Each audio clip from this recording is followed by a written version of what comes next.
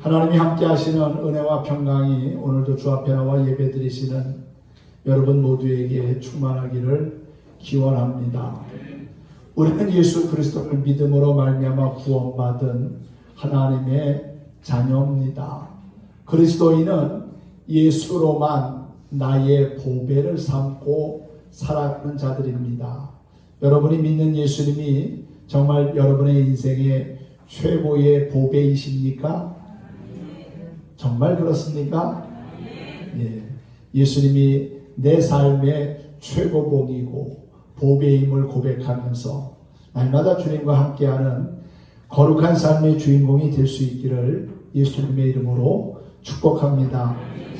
지난주에 목회자 회의에 나갔다가 서점에 들려서 요즘 어떤 책이 많이 나오나 어떤 종류의 책들이 나오나 보다가 코로나19에 관한 책이 있어서 한 권을 사가지고 왔습니다. 지난주 월요일날 출간된 아주 따끈따끈한 책인데 바이러스가 바꿔놓은 세상, 교회의 사역은 어떻게 달라지는가? 코로나 이후 3년 한국 교회의 대담한 도전이라는 제목의 책을 보면서 도전을 받았습니다. 최현식이라는 목사님이 쓴 책인데 이분은 미래학자로 그렇게 또 알려져 있는 분입니다. 요즘 사람들 만날 때마다 코로나19에 대한 이야기를 많이 합니다. 벌써 5개월 가까이 우리는 코로나19 바이러스와 함께 생활해 가고 있습니다. 언제 이 상황이 종료가 되고 또 그 이후에 세상이 어떻게 바뀔지 아무도 알 수 없습니다. 예측할 수는 있겠지요. 우리가 앞으로 남은 시간들을 또 미래를 어떻게 준비하느냐에 따라서 그 미래는 얼마든지 바뀔 수가 있을 겁니다. 지구는 전 세계가 탄소 배출을 규제하고 나라끼리 탄소 배출권을 사고 팔아야 할 정도로 오염도가 심각합니다. 코로나19는 역설적이게도 환경과 대기 오염으로부터 지구를 지킬 수 있는 가장 빠르고 효과적인 방법이 인간의 멈춤이라고 하는 것으로 보여주었습니다. 코로나19로 인한 셧다운은 매일 급박하게 돌아가던 모든 것을 멈추게 했습니다. 공장을 멈추게 했고 또한 학생들 공부하는 학교를 휴교령을 내리게 했고 나라 간의 이동을 금지하면서 국경이 폐쇄되는 그러한 상황에까지 이르렀습니다. 우리나라는 그래도 이 코로나19 바이러스에 대해서 잘 대처해 가고 있지만 유럽이라든지 미국 같은 경우에 보면은 아직도 상당한 확진자들이 많이 발생하고 있는 것을 보게 됩니다. 하여튼 여러 가지 많은 규제들도 생겼고 또 공장이 멈춰지면서 하늘은 맑아지고 또 여러 가지 환경이 많이 좋아졌다는 그러한 평가들이 있습니다. 하늘을 보면은 우리 이 지역 위로 비행기가 정상적일 때는 3분에서 4분에 한 대씩 지나가는 것을 볼 수 있었습니다. 여러분들은 바다에 가서 일하고 밭에서 일하느라고 하늘에 비행기가 떠다니는 걸 아마 관심도 없을 겁니다. 저는 가끔 이렇게 하늘을 쳐다보다가 비행기 지나가는 걸 보면서 이 비행기가 도대체 어디서 오는 비행기일까? 어떤 사람들이 타고 지나갈까? 또 몇 분에 한 대씩 지나갈까? 그러면서 시간을 가지고 재본 적이 있는데 보통 한 3분에서 4분에 한 대씩 지나가더라고요. 그런데 요즘은 30분이 지나도 한 대 지나갈까 말까 합니다. 그만큼 이제 비행기가 다니는 횟수도 많이 줄었고 국가 간의 이동을 하지 못하니까 그러니까 그러한 현상들이 벌어진 겁니다. 우리의 생활은 다소 좀 불편하고 어렵지만은 반면에 또 우리가 사는 환경이 많이 좋아졌다는 거지요. 이 책을 쓴 목사님은 그런 얘기를 합니다. 앞으로 미래는 공생할 것인가 공멸할 것인가 우리가 지금 선택해야 한다는 겁니다. 오늘의 선택이, 오늘의 올바른 판단이 우리의 미래를 결정짓는다는 거지요. 그래서 자만하거나 방심하지 말고 겸손히 하나님께로 돌아가는 것, 우리의 삶을 리턴하는 것, 그것이 바로 어떻게 보면은 코로나 이후에 미래를 준비하는 우리 그리스도인의 모습이 되어야 하지 않겠느냐 하는 질문을 우리에게 던지면서 책의 결론을 맺습니다. 컴퓨터도 오래 사용하다 보면은 잘 작동이 안 될 때가 있습니다. 그러면 리셋을 시킵니다. 컴퓨터를 완전히 껐다가 다시 켜는 겁니다. 우리의 인생을 완전히 껐다가 다시 킬 수는 없지만 때로는 우리의 신앙의 영적 리셋도 필요한 것 같아요. 내가 하나님 앞에 지금까지 어떻게 살아왔는지 우리의 모습을 되돌아보면서 다시금 하나님과의 영적인 주파수를 맞추는 것, 그것이 위기를 만난 우리 모든 그리스도인들의 삶이 되어야 할 줄로 믿습니다. 위기는 새롭게 출발할 수 있는 또 하나의 기회가 될 수도 있습니다. 위기 앞에 절망하고 무너지는 사람이 있는가 하면 위기 앞에서 소망을 가지고 또 새롭게 도약하는 그러한 사람들도 있습니다. 우리가 어떻게 생각하고 어떻게 결단하느냐에 따라서 우리는 무너지는 사람이 될 수도 있고 세우는 사람이 될 수도 있을 겁니다. 살다 보면 인생의 벼랑 끝에 설 때가 있습니다. 원치 않지만은 그렇게 우리의 인생이 벼랑 끝자락까지 와 있을 때가 있다는 거예요. 인생의 길이 보이지 않습니다. 앞으로 나갈 수도 없고 뒤로 물러날 수도 없습니다.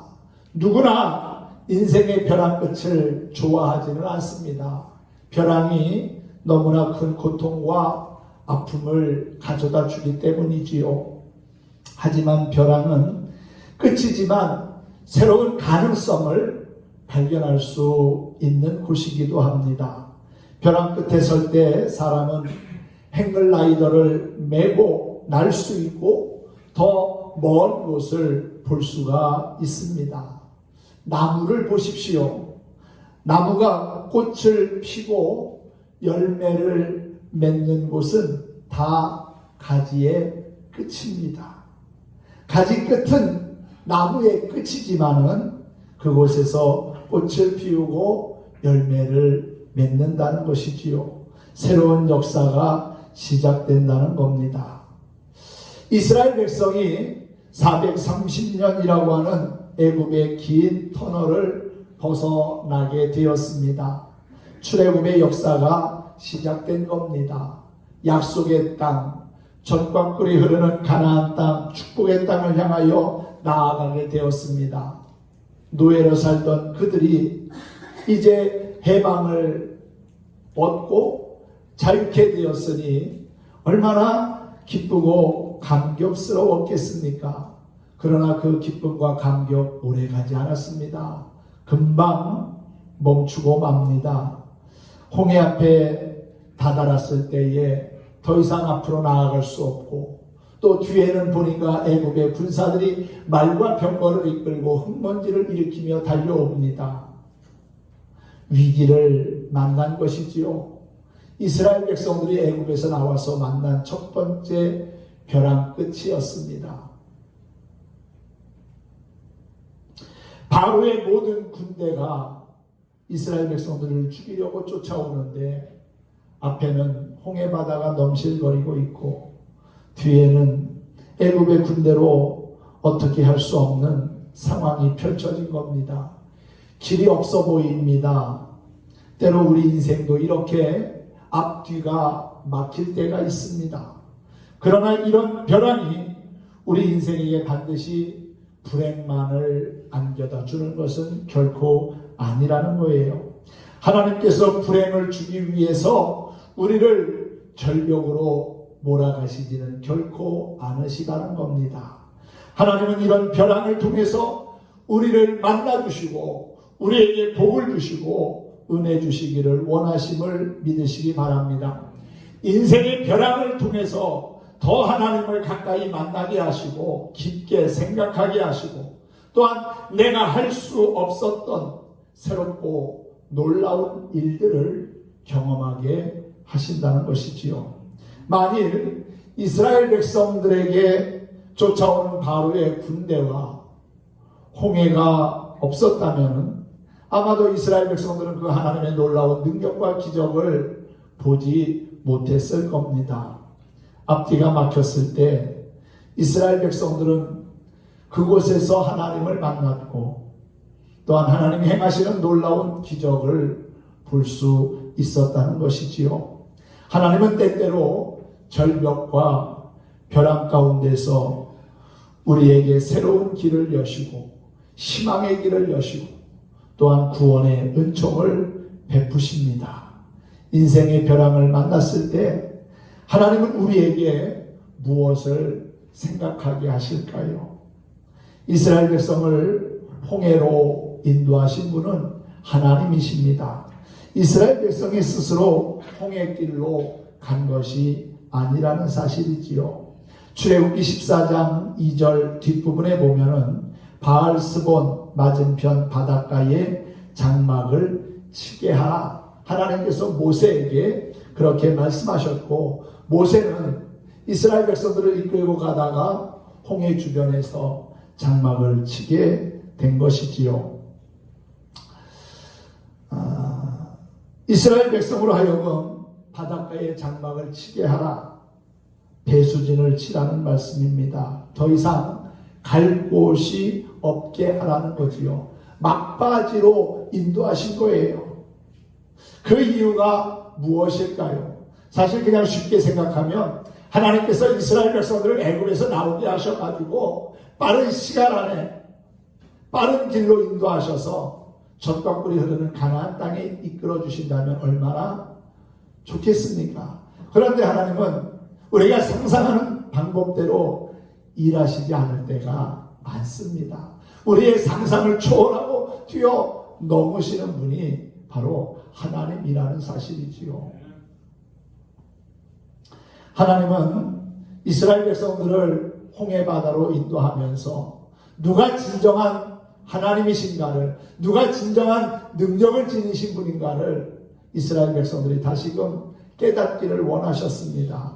그리고 지금까지 애굽에서 살면서 가졌던 노예 근성을 정리하고 또 애굽에서 섬겼던 우상을 다 정리하고 오직 하나님만을 신뢰하고 하나님만을 바라보고 의지하는 사람들로 거듭나게 하시려는 계획을 가지고 계셨다는 거예요.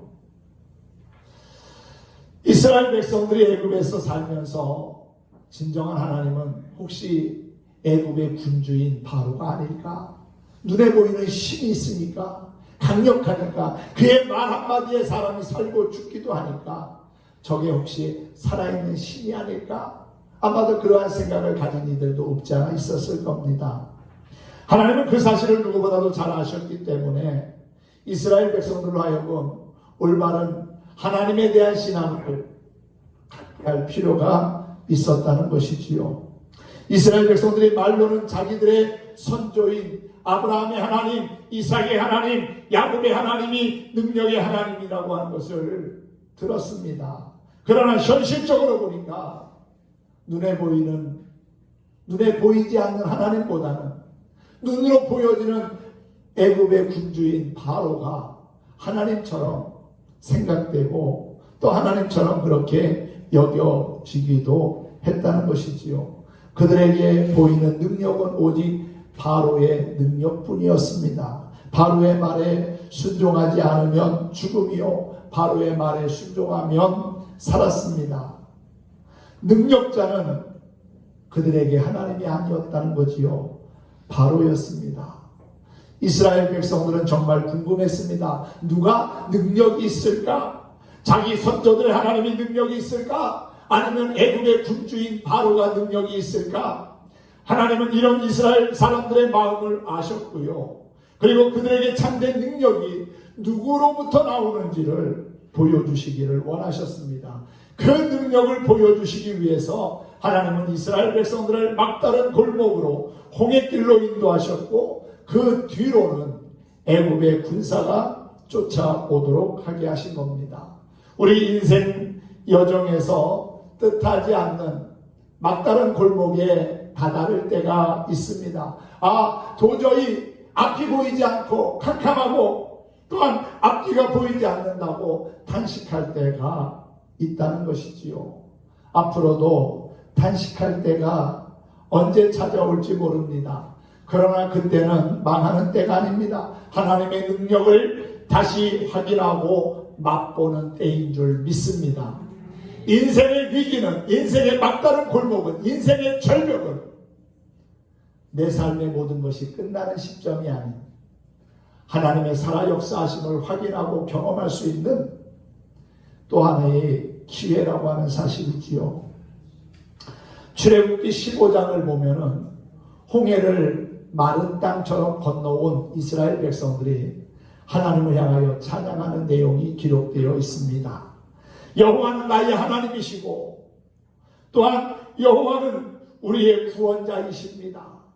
하나님만이 위대한 왕이십니다라고 하는 고백을 들을 수가 있습니다. 이스라엘 백성들은 하나님께서 홍해를 마른 땅처럼 건너가게 하시자 그렇게 하나님을 찬양하고 또한 영광을 돌렸다는 것이지요. 하나님이 애굽의 군주보다도 더 위대하시고 능력 있는 하나님이심을 찬양한 겁니다. 우리 하나님은 애굽의 바로보다도 더 강하신 분이구나 라고 하는 것을 알게 된 것이지요. 하나님은 홍해보다도 강하신 분입니다. 그래서 홍해를 가르치지 않았습니까? 세상보다도 강하십니다. 또한 하나님은 우리가 만나는 문제들보다도 강하십니다. 우리를 해치려고 하는 원수들보다도 강하신 분입니다. 하나님께서 세상 모든 것보다 더 강하신 분이라는 사실을 우리는 기억해야 합니다. 그 전에 불렀던 복음성가 가운데 위대하고 강하신 주님이라고 하는 찬양이 있지요. 위대하고 강하신 주님, 우리 주 하나님. 위대하고 강하신 주님, 우리 주 하나님. 깃발을 높이 들고 흔들며 함께 찬양해. 위대하고 강하신 주님, 우리 주 하나님. 위대하고 강하신 주님, 우리 주 하나님. 여러분, 우리가 믿는 하나님 정말 위대하신 분입니다. 전능하신 분입니다. 살아계신 하나님이십니다. 그 하나님이 지금도 누구와 나와 함께 하시고 우리 가족과 함께 하시고 이 나라 이민족과 함께 하시면서 지켜주고 계시다는 사실을 우리가 깨닫고 믿는다면 든든하고요, 근심하거나 걱정하거나 두려워할 이유가 전혀 없습니다. 인생의 절벽은 하나님의 능력을 깨닫게 하시는 하나님의 손길임을 잊지 말았으면 좋겠습니다. 도자기를 만드는 분이 이런 얘기를 했습니다. 100도의 온도를 통과한 도자기하고 2000도를 통과한 도자기는 질이 다르다는 거예요. 100도의 온도를 통과한 도자기는 100도 이상의 온도의 열을 가하면 깨진다는 겁니다. 하지만 2000도의 뜨거운 불을 통과한 도자기는 무엇이든지 다 담고 견딘다는 겁니다. 말할 수 없는 절벽, 보이지 않는 길이 있다 할지라도 그것으로 인하여 절망하거나 낙심하지 말고 오히려 그 절벽 너머에 역사하시는 선하신 하나님을 바라본다면 우리의 삶은 새롭게 도약할 수 있는 희망이 있다는 것입니다. 위기를 만날 때마다 우리들은 온전히 하나님만을 바라봐야 합니다. 도우심이 없는 사람을 바라보며 세상을 바라볼 필요 없습니다. 오늘 출애굽기 14장 10절 이하에 보면 바로의 군사가 이스라엘 자손들이 있는 곳 가까이까지 이르렀다고 했습니다. 눈을 들어 본즉 애굽의 군사들이 말과 병거를 가지고 죽일 듯이 쫓아오고 있습니다. 그들은 심히 두려웠고 그래서 하나님께 부르짖었습니다. 여기까지는 좋았어요. 여호와께 부르짖었다는 말씀까지는 정말 좋았습니다. 그런데 11절에서 모세에게 원망의 화살을 쏘고 있습니다. 불평하고 있습니다. 뭐라고 말합니까? 애굽에 매장지가 없어서 당신이 우리를 이끌어내어 이 광야에서 죽게 하느냐? 어찌하여 당신이 우리를 애굽에서 이끌어내어 우리에게 이같이 하느냐? 우리가 애굽에서 당신에게 이른 말이 이것이 아니냐? 우리를 내버려 두라. 우리가 애굽 사람을 섬기겠다 하지 아니하더냐? 애굽 사람을 섬기는 것이 광야에서 죽는 것보다 낫겠다라고 하는 말을 합니다. 이는 하나님에 대한 불신앙이요 또한 죄악입니다. 이스라엘 백성들이 위기 즉 절벽을 만나자 눈을 들어 누구를 보았습니까? 뒤쫓아오는 바로의 군대를 보았고요. 홍해를 봤습니다. 홍해와 바로의 군대를 보고 죽겠다고 아우성칩니다. 모세를 원망하고 불평합니다. 그러나 여러분, 모세는 어떻게 합니까? 그들과 함께 원망하고 불평하고 포기하고 있습니까? 아닙니다. 13절을 보십시오. 백성들은 원망하고 불평하고 왜 우리를 이 광야까지 끌고 와가지고 고통받게 하냐고 죽게 하냐고 아우성치지만 모세는 하나님 앞에 엎드려 그렇게 기도하잖아요. 그리고 백성들에게 말합니다. 너희는 두려워하지 말고 가만히 있어서 여호와께서 오늘 너희를 위하여 행하시는 구원을 보라. 너희가 오늘 본 애굽 사람을 영원히 다시 보지 아니하리라. 여호와께서 너희를 위하여 싸우시리니 너희는 가만히 있을지니라. 할렐루야. 모세는 하나님을 바라보았습니다. 환경을 보지 않았습니다. 이스라엘 백성과 모세의 차이가 무엇입니까? 하나는 환경을 보았고 다른 하나는 하나님을 보았다는 것이지요. 환경을 본 사람은 죽겠다고 아우성이고 하나님을 본 사람은 아주 평안하며 자신이 있었습니다. 여러분, 썩어 없어질 것을 자꾸만 바라보다 보면은요, 실망하게 되고 낙심하게 됩니다. 하지만 영원한 것을 바라보고 사모하다 보면은 우리의 마음에 평안함이 생기고요, 기쁨이 생기고요, 용기가 생깁니다. 어떻게 보느냐에 따라서, 어떠한 관점을 가지느냐에 따라서 삶의 결과는 달라진다는 거예요. 부정적이고 또 소극적인 그러한 생각을 가지고 사는 사람하고 긍정적이고 적극적인 생각을 가지고 사는 사람의 결과는 엄청나게 다르게 차이를 보입니다. 한 세일즈맨이 아프리카에 신발을 팔려고 갔습니다. 아프리카에 가보니까 사람들이 한 사람도 신발을 신지 않고 있었습니다. 그래서 본사에 연락을 했습니다. 아프리카에서는 신발을 팔 수 없습니다. 주문을 취소해 주십시오. 신발을 신고 다니지 않으니 신발이 팔릴 수 없다고 생각을 한 겁니다. 그런데 다른 회사에서도 세일즈맨이 아프리카에 신발을 팔려고 갔습니다. 아프리카에 가보니까 아프리카 사람들이 한 사람도 신발을 신지 않고 있었습니다. 세일즈맨은 급하게 회사로 전화를 걸어서 신발을 많이 보내주십시오. 이 아프리카에는 신발을 신고 사는 사람들이 없기 때문에 그들이 한 사람이 한 켤레씩만 신는다고 해도 수만 켤레가 필요하니 신발을 많이 만들어서 얼른 보내달라고 그렇게 연락을 했다는 겁니다. 똑같은 환경에서, 똑같은 상황에서 한 사람은 안 된다, 못한다, 불가능하다는 것을 말하지만 또 한 사람은 된다는 거지요. 하면은 될 수 있다는 희망의 생각을 전합니다. 똑같은 환경인데 어떤 사람은 불가능하다고 합니다. 어떤 사람은 무한한 가능성을 봅니다. 여러분은 어떤 사람입니까? 우리도 같습니다. 우리도 똑같은 것에서 어떤 사람은 환경을 보고 못한다고 합니다. 그러나 어떤 사람은 하나님을 바라보면서 얼마든지 주 안에서 할 수 있다고 그렇게 고백하지요. 미래는 어떤 사람들에게 활짝 열려 있을까요?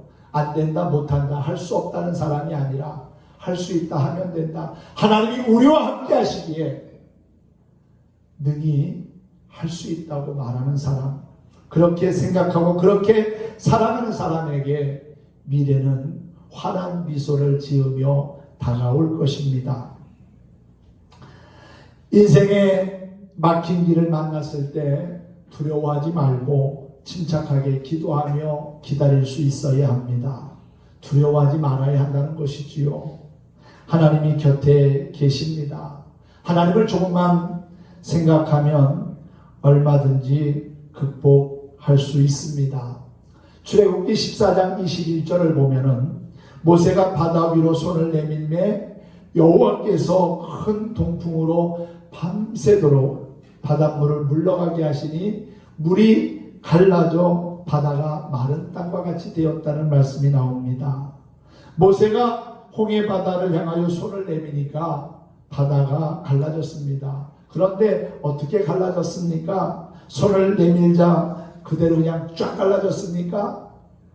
영화를 보면은 홍해가 금방 쫙 하고 갈라졌는데 정말 그렇게 영화처럼 갈라졌습니까? 아닙니다.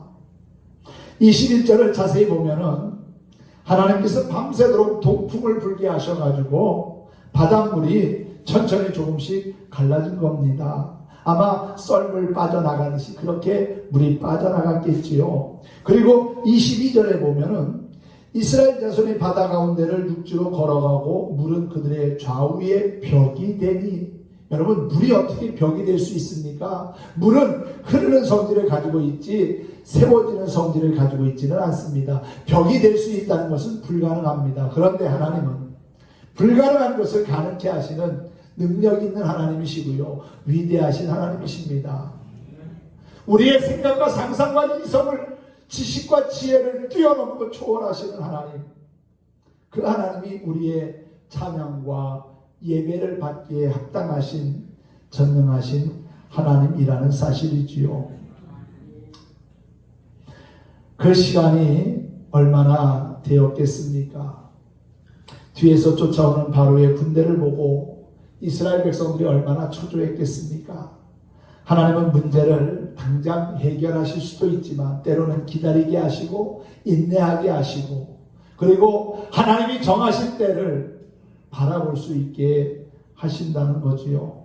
그것은 더 큰 믿음의 사람으로 우리를 성장케 하시기 위해서, 성숙한 그리스도인이 되게 하기 위해서 때로는 우리를 그렇게 훈련시키시고 연단시키시고 시험하기도 하신다는 겁니다.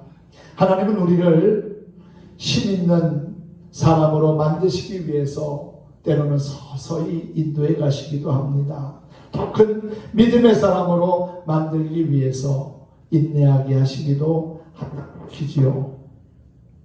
13절과 14절을 제가 묵상하면서 참 마음에 뜨거운 감동을 받았습니다. 하나님 정말 대단하신 분이다. 하나님 정말 위대하신 분이다. 이스라엘 백성들로 하여금 하나님의 선한 역사를 바라보게 하시고, 또한 그들로 하여금 아무것도 할 필요 없이 하나님이 행하시는 구원을 바라보라고 말씀하시는 그 하나님, 그 하나님은 과거 이스라엘 백성들과만 함께 하셨던 하나님이 아니라 오늘을 살아가는 코로나19라고 하는 그 바이러스의 위협 가운데서도 살아갈 수 있는 힘과 용기를 주시는 정말 좋으신 하나님이라는 사실을 다시 한번 깨닫게 됐습니다.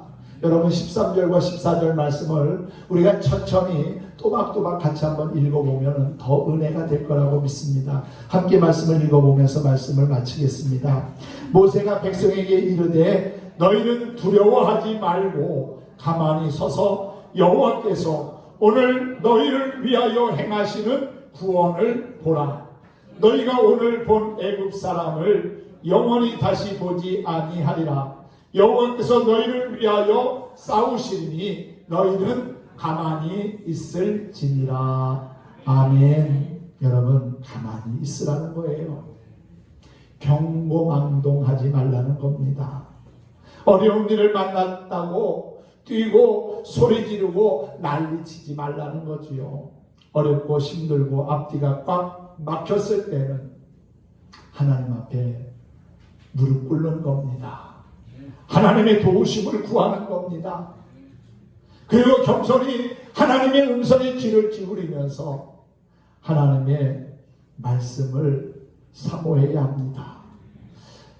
이사야 30장 15절에 보면 주 여호와 이스라엘의 거룩한 자가 말씀하시되 너희가 돌이켜 조용히 있어야 구원을 얻을 것이요 잠잠하고 신뢰하여야 힘을 얻을 것이니라 그랬습니다. 중요한 것은 환경이 아니라 내 마음을 지키는 겁니다. 내 마음을 고요하게 잡는 것입니다. 침묵 가운데 말씀과 기도 앞에서 조용히 그 사건, 그 사람, 그 문제에 대해서 하나님의 말씀을 듣는 겁니다. 그러면 하나님께서 우리의 마음에 답을 주십니다. 이렇게 말하라. 이렇게 행동해라. 이렇게 생각하라. 우리가 많이 움직인다고 다 되는 것 아닙니다. 움직이는 것보다 더 중요한 것은 제대로 보는 것이고 제대로 깨닫는 것입니다. 예수님께서 세상을 다 돌아다니신 것이 아니지만 모든 것을 보셨습니다. 모든 것을 다 보셨기에 만유의 주가 되셨습니다. 인생의 막다른 골목 앞에 섰을 때 환경이나 상황을 보지 마십시오. 그때는 단순한 고통의 때가 아닙니다. 하나님이 주시는 축복을 기다리는 때입니다. 인생이 힘들 때 낙심하기보다는 우리의 인생의 모든 문제에 답을 가지고 계신 하나님을 바라보아야 합니다. 그럴 때 하나님께서 오늘 말씀처럼 대신 싸워주시고 또한 대신 해결해 주시고 우리에게 새로운 살 길을 열어주실 줄 믿습니다. 막힌 담을 허시며 홍해를 가르셔서 마른 땅처럼 건너가게 하신 하나님, 바로의 군대를 홍해 바다에 수장시키시고 구원의 능력을 이루신 그 하나님, 그분은 지금도 저와 여러분과 함께 하시는 참 좋으신 분입니다. 그분을 신뢰하면서 그 하나님과 날마다 동행하며 승리하는 저와 여러분 모두가 될 수 있기를 주님의 이름으로 축원합니다. 너희는 가만히 있을지니라. 너희는 가만히 있을지니라. 주님 앞에 우리가 그렇게 말씀을 듣고 순종하면서 살아가기를 다시 한번 주의 이름으로 축복합니다.